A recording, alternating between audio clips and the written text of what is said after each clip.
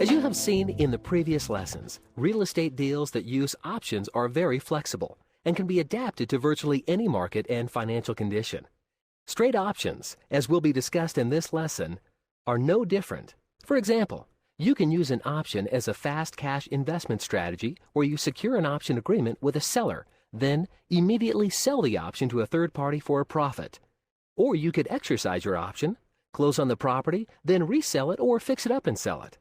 Additionally, you can use an option as a cash flow or even a buy and hold strategy by exercising your option and either lease optioning the property to a third party, renting it out, or simply selling it. Whatever you choose to do, the important thing to remember is that you have a choice. Options are one of the most versatile investment strategies available today. This lesson will teach you more about how to get the most benefit from using options in your investing. Welcome to the options lesson. My name is Janet, and I'm excited to be able to be here to present this very exciting lesson to you so that you too can benefit from the flexibility and profitability options offer. However, before starting this lesson, it will be to your benefit to make sure you have a functioning knowledge of the following items. It's important at this point to have a good grasp of the basic principles and terminology used in real estate investing. Keep in mind that if you come across a term in this lesson that you don't understand, you can use the glossary to learn more about it. You should understand generally what properties to look for and why. Much of this information is included in the lease options introduction lesson, but we will review it here as it pertains to options specifically.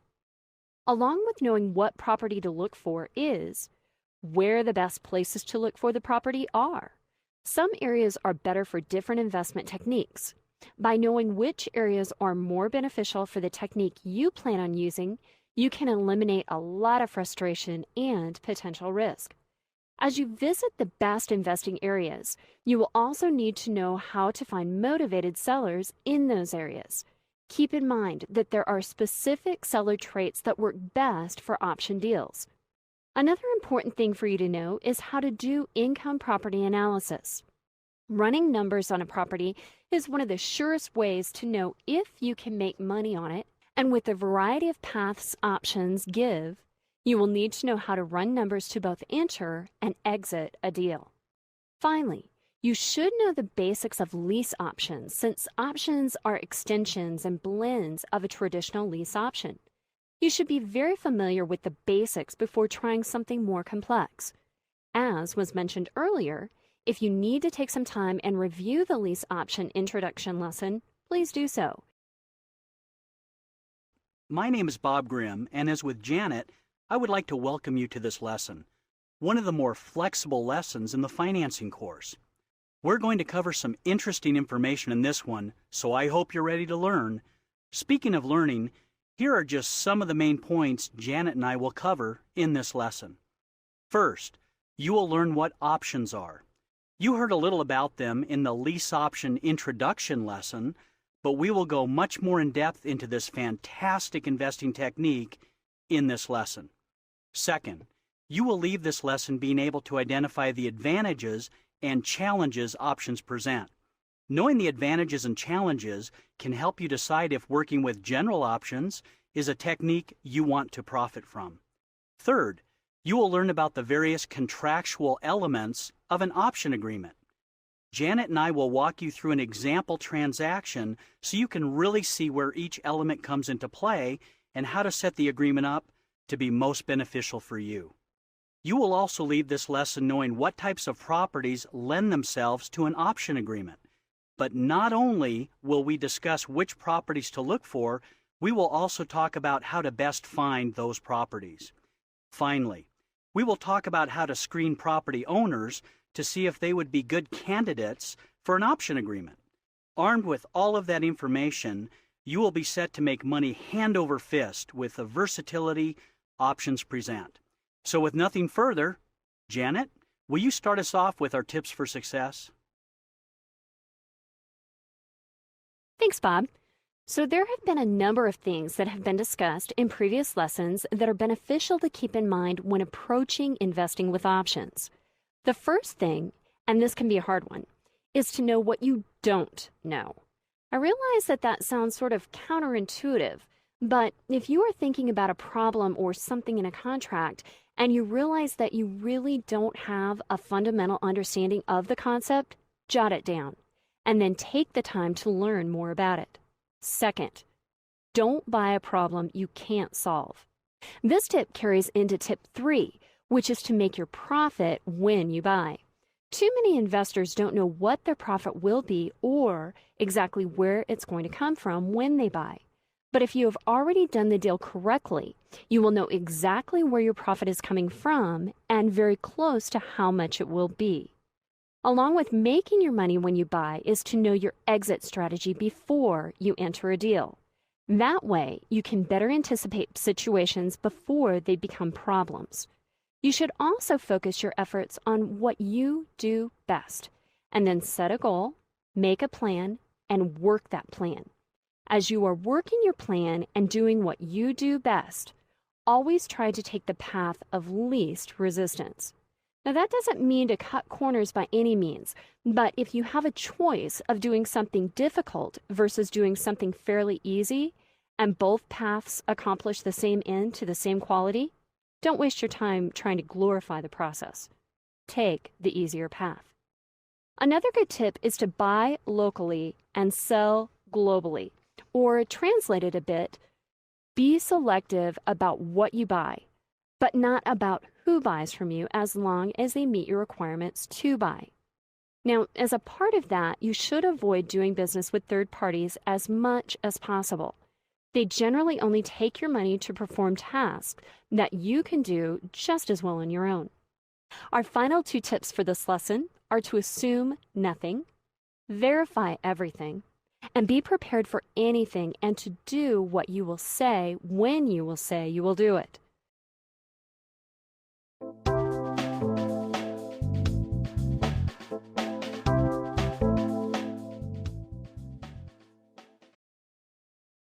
So in the previous 2 lessons, you have learned a whole bunch about lease options and sandwich lease options.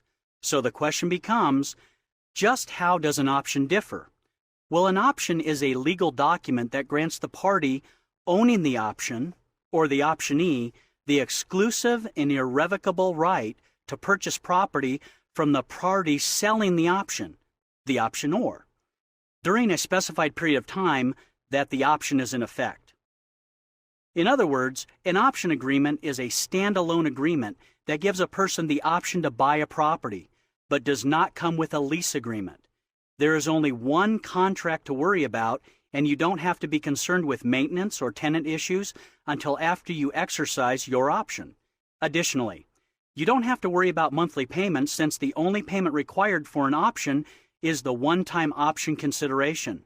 It's a low-risk way to control real estate that doesn't require a lot of money and that can be done on any property type. Real estate option agreements are more common than you may think, particularly in a volatile or extremely competitive market. As anyone who has ever looked into buy and sell real estate can tell you, depending upon the particular climate in the area, prices can soar or dive in just a matter of weeks. So while there is some cost involved in getting an option agreement, many people would agree that paying the money is well worth it to make sure and get a lock on a hot piece of property, especially since an option gives you time to sit back and really analyze a deal to see if you want to follow through with the purchase. Now, if by chance you decide you don't want to follow through exercising your option to purchase, then you can simply sell the option to someone who does wish to buy it.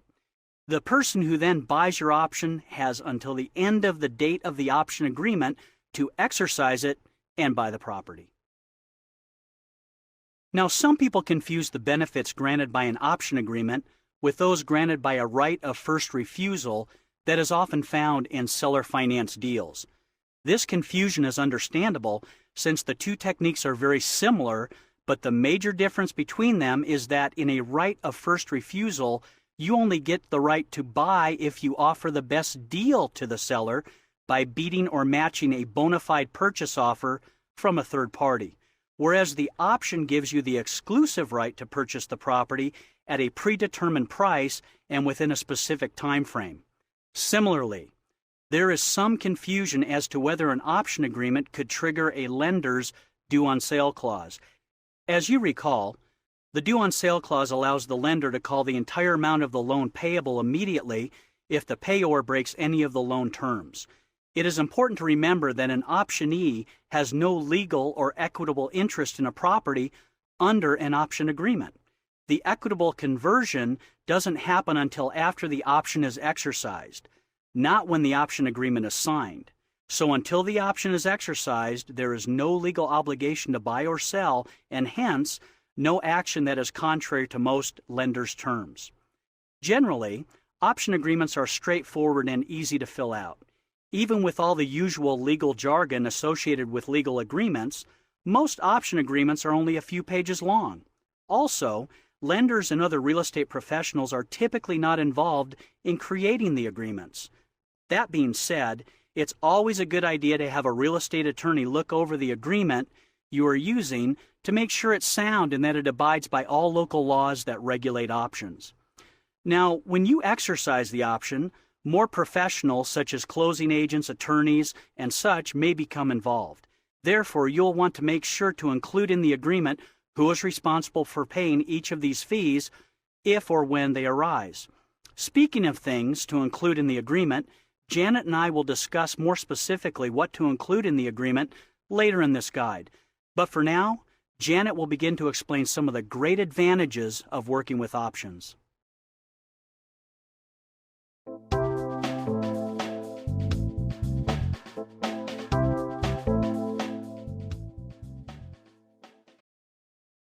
Thanks, Bob. There are a number of different advantages to using an option in a real estate deal. One of the most obvious is the money factor. See, you don't have to invest much in order to get the exclusive right to purchase a property. Really, the only thing you need financially is the option consideration. And since that amount is always negotiable, let your negotiating skills get you to the lowest possible amount. Similarly, if you don't have to worry about monthly lease payments, maintenance, taxes, insurance, or potentially even any money at the end of the deal, remember, you can sell your option to another investor. Also, since banks aren't involved, you can use borrowed money for the option consideration and not risk a single cent of your own. So, buying with an option is a great option if your finances are struggling, or if you don't have very good credit. Even if you decide to exercise your option, you may not even have to cover the closing costs, as you could have negotiated the seller into paying those when you initially created the option agreement. So, for a variety of financial reasons, options are advantageous. Another advantage of buying with an option is that the sales price is locked in when you sign the agreement. That means that you can watch the market trends as they near the end of the option period to see if prices are generally up or down. If they're up, you have locked in price that should be less than the current market prices. And if they are down, you can choose to sell your option to someone else or just walk away. You have limited risk in an option agreement since at no point are you required to buy. Another advantage options have over other fast cash strategies is that some other fast cash strategies you may run into problems with title seasoning, but not with options. As you should recall, title seasoning is a rule some lenders impose that requires the title to be in one owner's name for a set period of time before they will make a new loan on the property. Some lenders require that an owner be listed on title for 90 days, and others require as much as 6 months to a year. But with options, this does not apply since you are never listed on the title unless you exercise your option and buy the property. Even if you assign the option, title seasoning is not an issue, and you can walk away from the deal with some good money. Another huge advantage you get when buying with an option is that you can control undervalued property that can be repackaged to add value to it and then sell, or assign the option for profit. Similarly, you can control the property, repackage it, exercise your option, and then resell the property for top dollar. Either way, you get into a deal for very little and come out with cash in your pocket. Wow, those are some great advantages. However, as with anything good, options are not without their challenges as well. The challenge that's probably the most important is to make sure the property owner continues to make their mortgage and tax payments on the property so it doesn't go into foreclosure. This is especially true if the property owner is out of state or if the property needs major repairs. To help avoid any problems, you should stay in contact with the owner and verify that everything is going well as the option time progresses. However, not only do you need to ensure the mortgage payment is being made, you also need to verify that there is an active insurance policy on the home to protect it from fire, flood, or other natural disasters. Also, it's important to know that the taxes are up to date and being paid so the property isn't lost to tax foreclosure. Similarly, you should check with the owner and in the courthouse records periodically to make sure there are no other kinds of liens placed against the property. You can check for this information in public records, or you can keep in touch with the owner and make it clear that your buying is conditional to their keeping their property free of liens and potential foreclosure. Another challenge that needs to be addressed, though it is not very common, is to verify that the person with whom you are entering into the option agreement actually owns the property and has the right to sell it. You can easily verify this information from public records. If for some reason the person is not the legal owner, make sure and do your homework to find out what their role in the transaction is and make sure you get at least one chance to talk with the actual owner. It could be simply that the person you're working with is representing the owner, especially if the owner is out of state or disabled. But to avoid any potential problems, you need to make sure and ask for documentation that prove that they have the right to act in lieu of the owner or on their behalf. Other challenges options may present are that the property could have some deferred maintenance, code or zoning violations, or other quality issues. Again, it's important for you to research these items so you know exactly what you're getting into before you get into it. Similarly, you may have some difficulty finding a seller who's willing to sell the property in the future while continuing to maintain payments, taxes, and whatever. Not everyone will be excited to sell in a couple of years, especially if they're having problems right now. Also, owners who may be willing to option a property might have a property that isn't worth optioning. It may be in some location that is depreciating, or they may owe more than it would be beneficial to buy for, or some other issue that would disqualify the property. But in any case, you will have done your homework on the property ahead of time, so you will know exactly what you're getting into. Now let's listen as Janet teaches you what kinds of properties are best to option.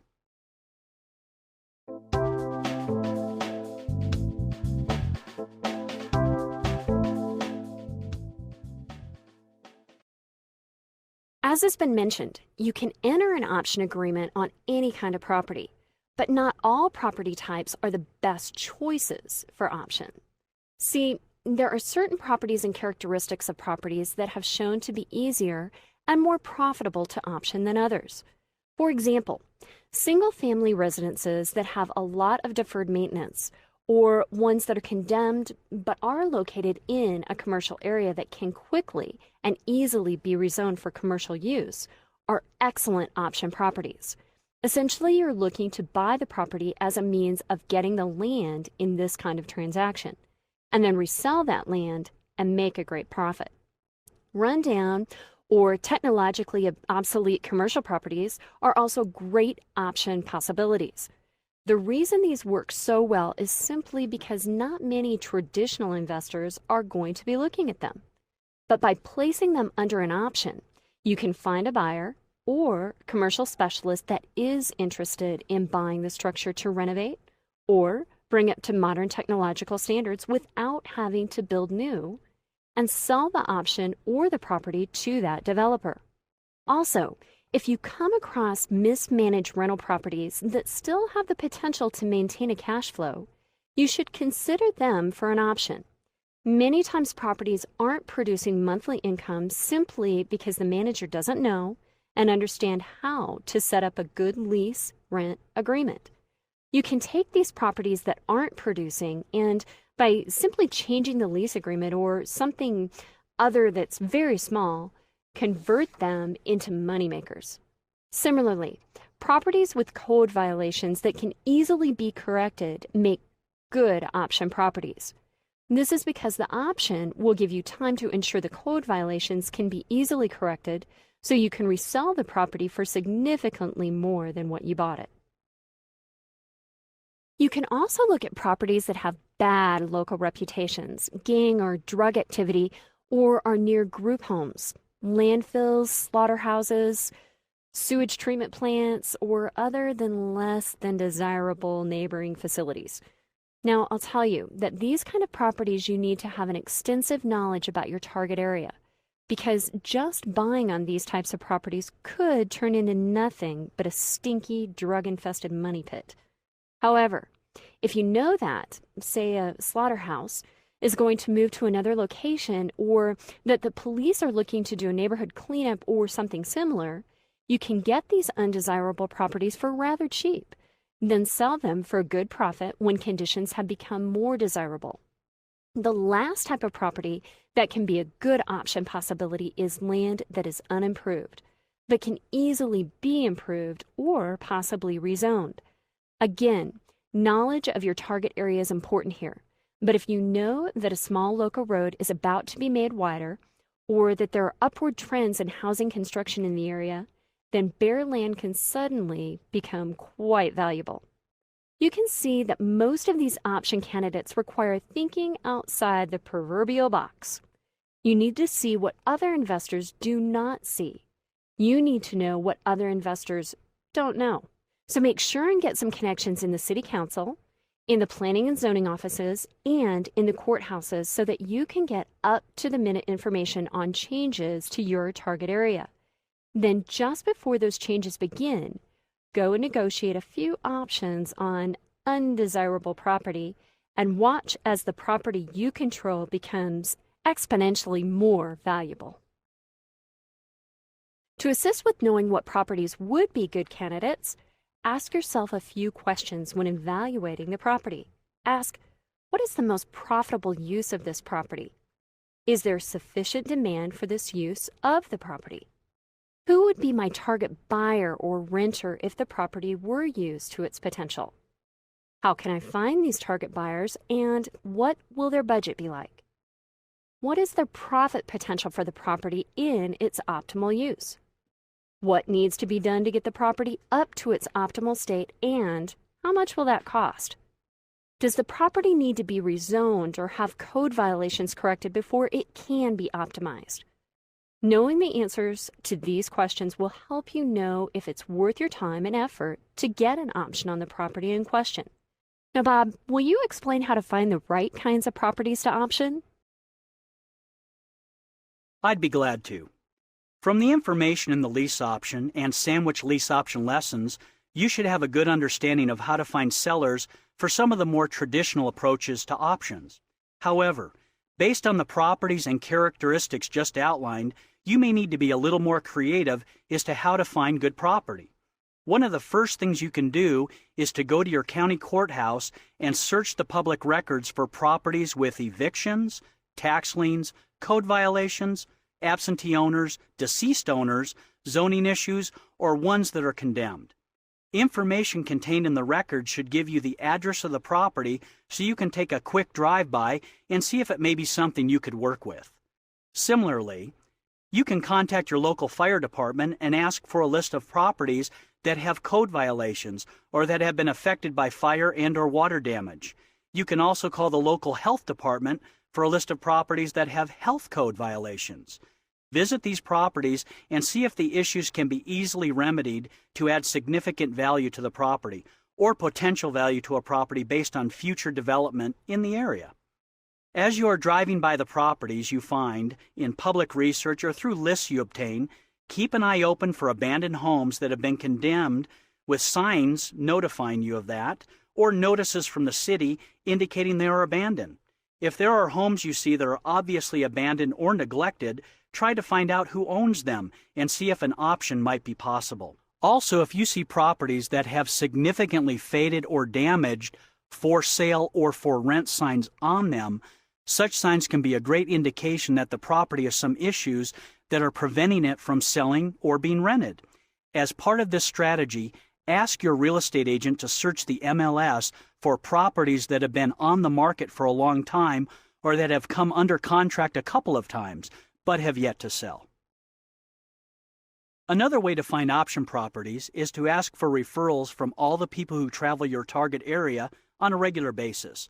People like postal delivery workers, construction workers, law enforcement officers, fire marshals, handymen, and meter readers.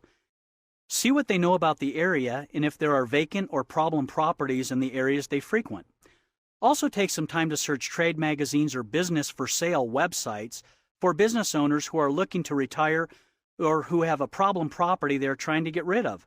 Sometimes you can find some spectacular deals from a business owner who has had crime problems in the area or someone who is done being in business and wants to help out someone just getting into business. You can also send direct mailings to property owners that may have a strong desire to be free from a property. Create a letter or a flyer to send them that has all your contact information on it, and then consider following up with a reminder mailing a few months later if they have not responded. Similar to sending direct mail, consider placing advertisements in local newspapers and business journals that indicate the kind of property you are looking for. You can take the same ads and use them in online classifieds as well.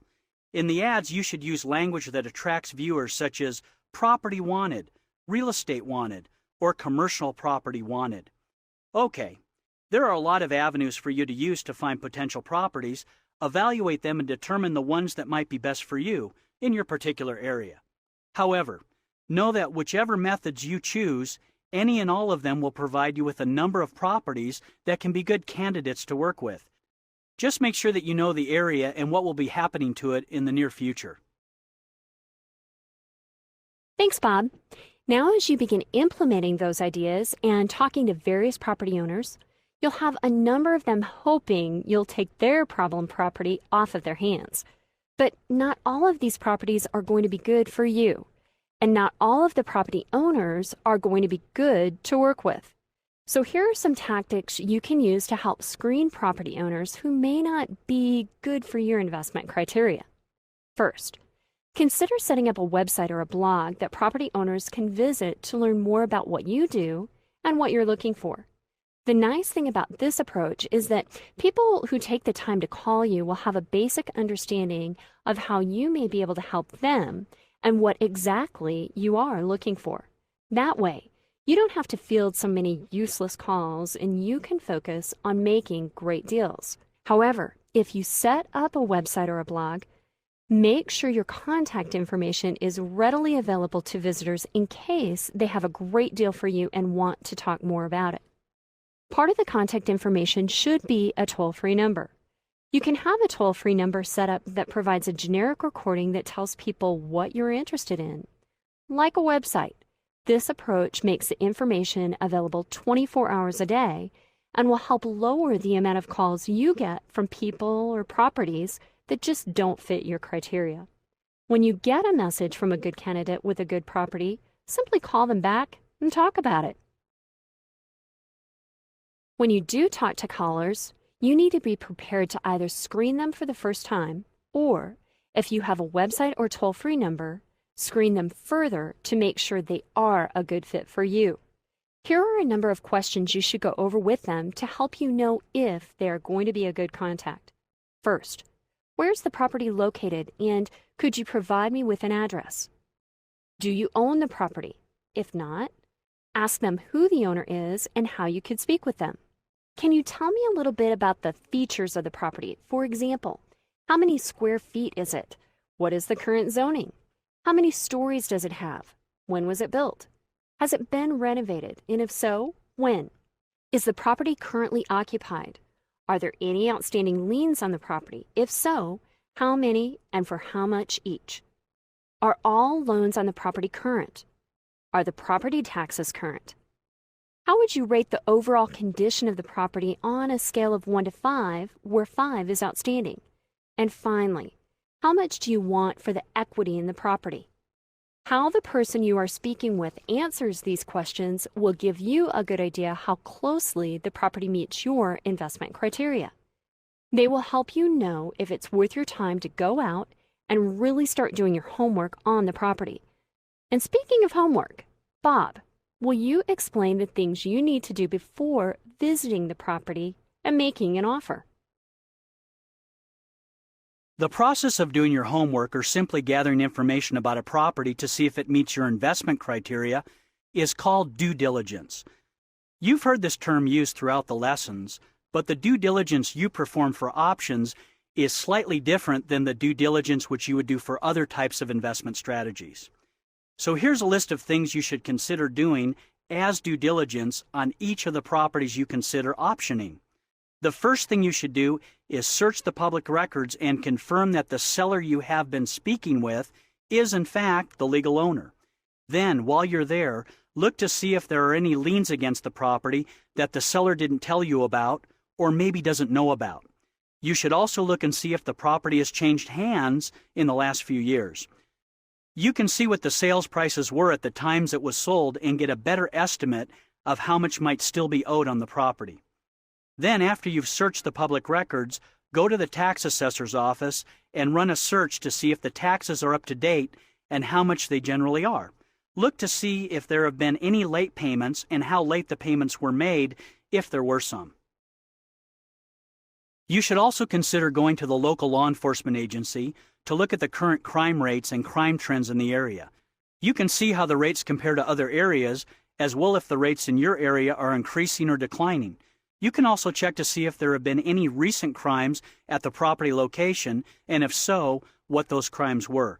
Some agencies have their crime data online for you to search, making it much more convenient.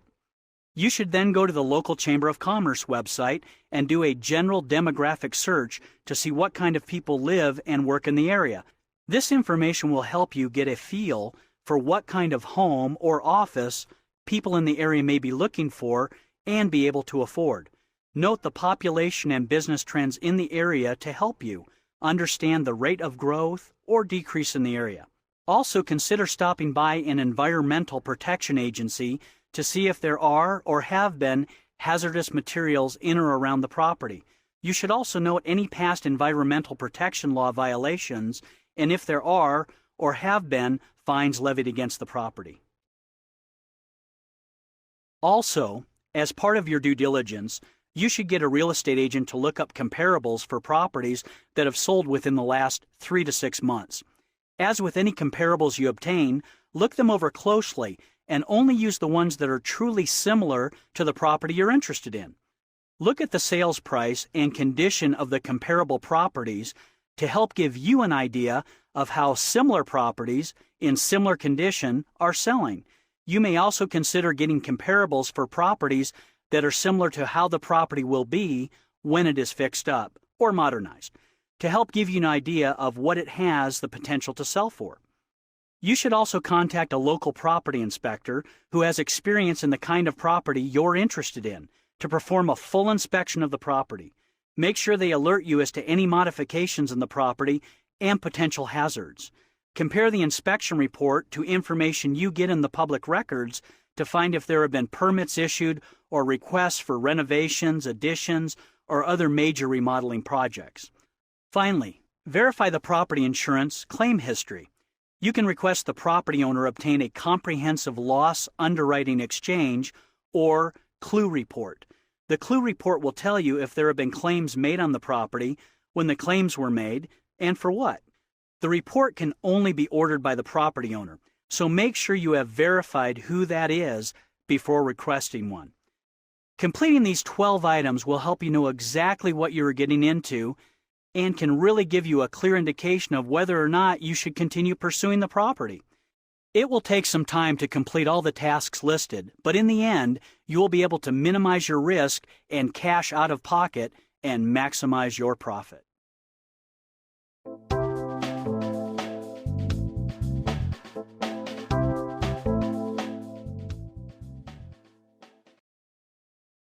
Excellent information there, Bob. Let's continue on to talk about the contractual aspects of options. For the most part, option agreements are really quite simple and straightforward. In fact, they are so simple you can get a variety of different kinds simply by looking online. However, some of those that you find online won't address everything you would like to make the deal as beneficial to you as possible. So make sure you understand the following items and ensure they appear on the agreement you choose to use. One of the first things listed on an option agreement is the optionee. The optionee is the party buying a real estate option, or you as the investor. When a real estate option is exercised, the optionee becomes the buyer. It follows that if you have an optionee, you need to have an optionor. The optionor is the party selling a real estate option, or the property owner. When a real estate option is exercised, the optionor becomes the seller. The option property address also needs to be listed on the agreement. And ideally, you should have the legal description in addition to the street address. You can get the legal description from the public records at the courthouse. The option consideration also needs to be detailed, and, as has been mentioned, the option consideration is the amount paid by the optionee to the optionor to secure the right to buy the property at a future date. As you recall, you should try to keep the option consideration to about 1 to 2% of the end purchase price when possible. At times, especially in highly competitive markets, you may have to go a bit higher than that. Either way, make sure you have done your due diligence prior to paying any option consideration so that you know really how interested you are in the property and can weight that interest against a potentially higher consideration payment. The next item is the option effective date. This is the date the option agreement begins. You have the exclusive right to buy the property from this date until the end of the option period. After the option effective date is the option period. The option period is the specific amount of time that the option agreement is in effect. The time can be as long or as short as the involved parties agree upon. When this date arrives, the option expires. Of course, you need to list one of the more important items on the agreement, and that is the option price. The option price is the purchase price that both parties agree upon that is to be paid upon exercising the option. You may want to review the income property analysis or What's It Worth lessons for more on how to calculate a good offer amount. After the option price often comes the option renewal, which is, as an optionee does not choose to exercise the option and it comes close to the expiration date, the optionee may have the right to renew the option agreement. If the optionee has the right to renew, it should be stated in the agreement as well as the terms of the renewal. For example, it should be clearly stated if the option consideration, option price, option period, and other terms will be renegotiated, or if they will be left the same. On your agreements, you should also include a clause that gives you the right to record. This right allows you to record a memorandum of real estate option agreement in the county recorder's office. And if you recall from the lease option lesson, this is one of the things you can do to help protect your option. When possible, you should also include a right to refund clause. This clause gives you the right to receive your option consideration money back if the property is severely damaged, destroyed, or involved in eminent domain situation. Eminent domain is actually part of the Fifth Amendment of the Constitution and essentially grants the state and federal government the right to take a property from an owner, even if the owner objects, if the taking is for public use and the owner is justly compensated. Services that are considered for public use include building roads and railways, parks, reservoirs, schools, hospitals, or other public buildings, or basically anything the federal or state government sanctions. In some areas, eminent domain is also referred to condemnation or expropriation. You should also include a right to assign. As you may recall from previous lessons, assigning a property means that you sell your right to purchase the property. The ability to assign an option is very important and needs to be stated clearly in the agreement. However, not only should you make it clear that you have the right to assign, but you should make it clear that there is no time limit in which you have to exercise that right. That is to say, you want to reserve the right to assign the option through the entire option period, not just during the first 6 months or so. You should also seriously consider including an option consideration is the sole remedy for default clause.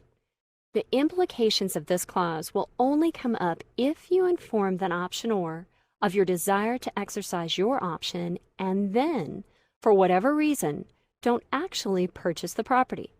Should this be the case, you want to make it clear in the agreement the only thing the optionor has the right to receive from you is the initial option consideration and nothing else. That way, they can't try to pursue a court case against you for failure to perform according to the terms of the agreement.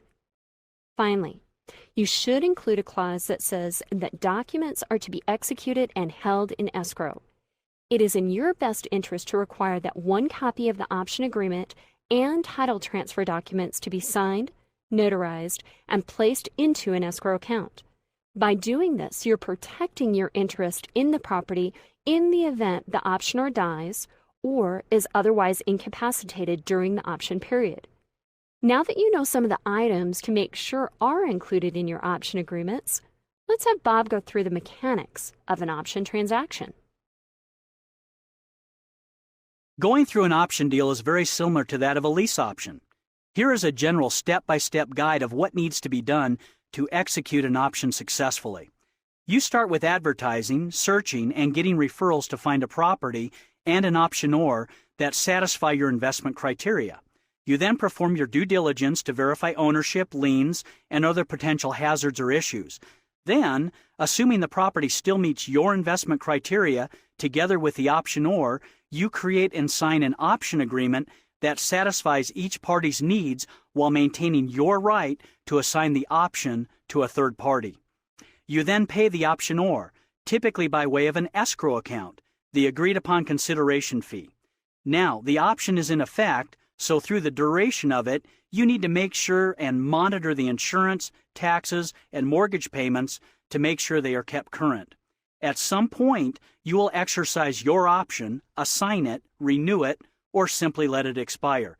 If you decide to exercise it, then the agreement becomes bilateral, or requiring both parties to perform, and you become the buyer and the optionor becomes the seller. Continuing toward closing, you perform a formal title search and obtain title insurance and funding to complete the purchase. If you can't secure funding or assign the contract, since the contract is now bilateral, you are in violation of the contract and may have to pay any agreed-upon fees to the seller, lose the contract, or renegotiate the deal.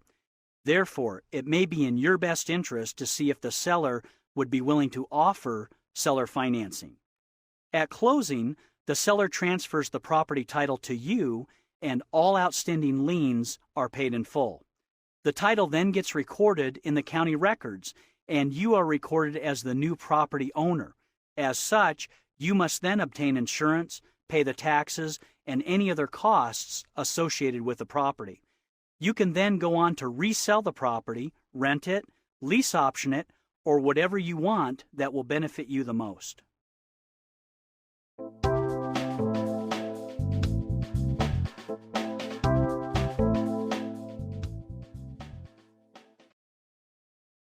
Now, I want to talk about the legality of options for a few minutes, because the way options are regulated is slightly different than for other investing techniques.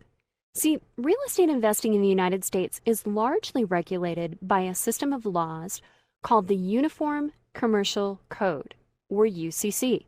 This code of laws governs financial transactions, the commercial sale of goods, as well as defines the rights and responsibilities of each party in a commercial transaction and provides a statutory definition of commonly used business practices. The code changes slightly from state to state, but in general has been accepted in all 50 states as well as the District of Columbia and the U.S. Virgin Islands.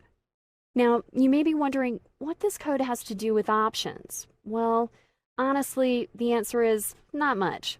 The UCC regulates almost every aspect of investing from state to state. However, there is nothing in the UCC specifically about options. That's both good and a bad thing.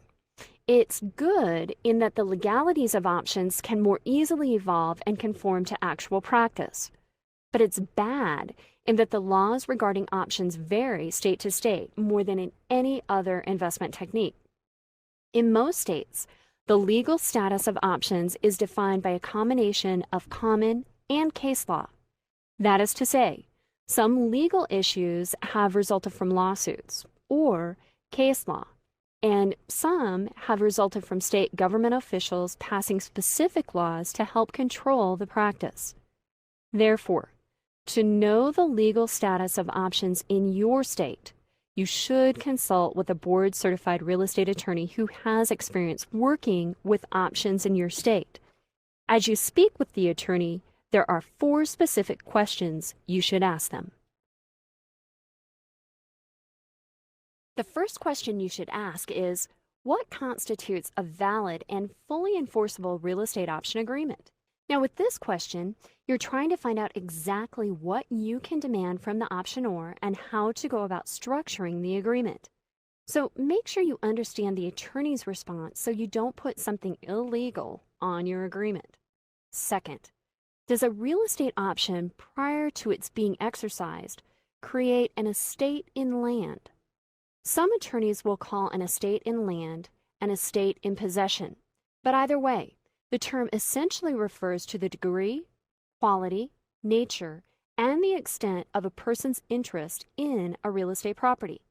If the option does create an estate in land, that ultimately gives you more right to protect your option through legal means because the option shows you have interest in the property, but not enough interest to be misconstrued as equitable interest.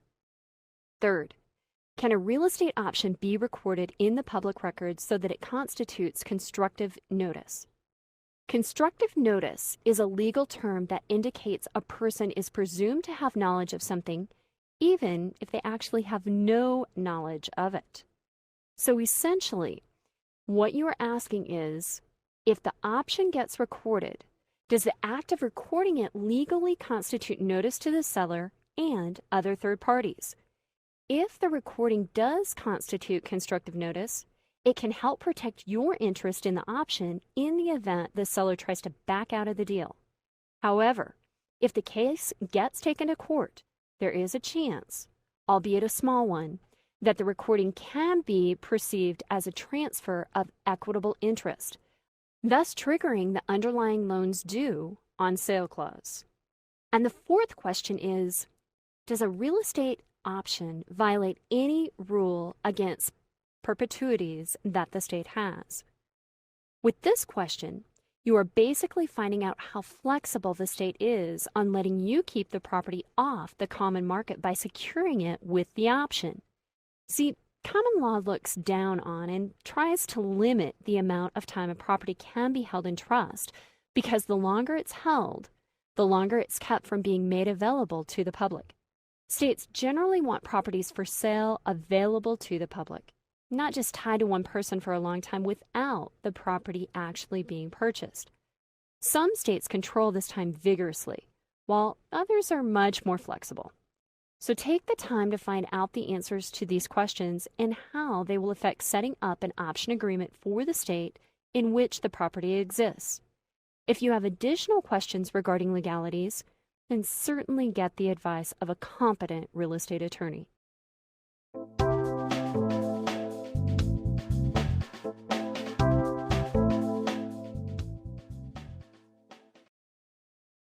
Using options is undoubtedly one of the most powerful ways for investors to gain control of real estate. Options are versatile and can easily conform to market fluctuations, but they are also great because the purchase price of an option is locked in from the beginning and will be for the entire life of the option. That way, if you're interested in buying the property, you have time to find money partners or other investors to bring the money so that the whole deal might not cost you a single penny. Options give an investor more leverage than any other investment technique with minimal risk in the deal. When you use an option, your buying power increases exponentially, allowing you to work with much more expensive properties than you otherwise could, which in turn can lead to significantly higher profits. You should be able to see how flexible options can be in purchasing what otherwise might appear to be less than desirable property. But knowing how good they can be doesn't do much to enhance your savings account. So here are some action items that you should work on and complete before your next lesson. First, determine if using options is an investment technique you would like to pursue. Then identify at least 10 properties you might consider doing options on, and then, through interviewing sellers and doing due diligence, narrow your list down to the 5 most promising. Once you have your top 5, evaluate and calculate at least 2 to 4 offers using your exit strategy as the basis for your offer amount and option consideration. Make sure to get a licensed property inspector to inspect the property you are interested in. And then finalize the deal by signing an option agreement with the property owner. Require that the title transfer documents are escrowed. Doing these things will not only get you real-world experience in one of the most lucrative investing techniques, but it will also build your confidence and help you achieve your financial goals.